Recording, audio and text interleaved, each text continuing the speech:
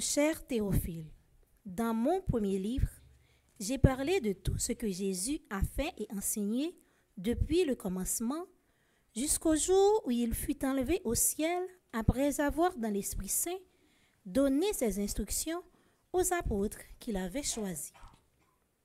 C'est à eux qu'il s'était montré vivant après sa passion. Il leur en avait donné bien des preuves, puisque, pendant 40 jours, il leur était apparu et il leur avait parlé du royaume de Dieu. Au cours d'un repas qu'il prenait avec eux, il leur donna l'ordre de ne pas quitter Jérusalem, mais d'y attendre ce que le Père avait promis.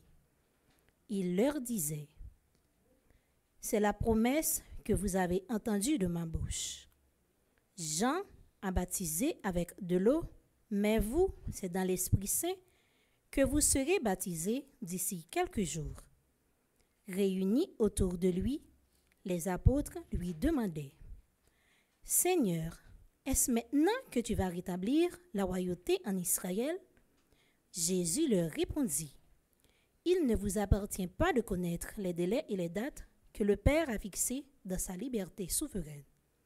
Mais vous allez recevoir une force, celle du Saint-Esprit, qui viendra sur vous.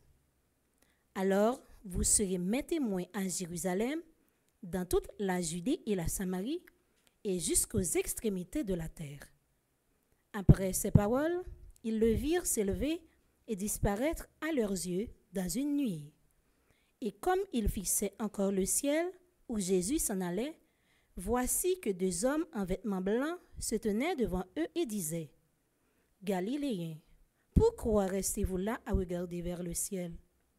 Jésus, qui a été enlevé du milieu de vous, reviendra de la même manière que vous l'avez vu s'en aller vers le ciel. »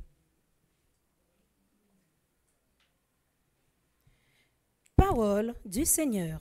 Nous rendons grâce à Dieu. Je viens de la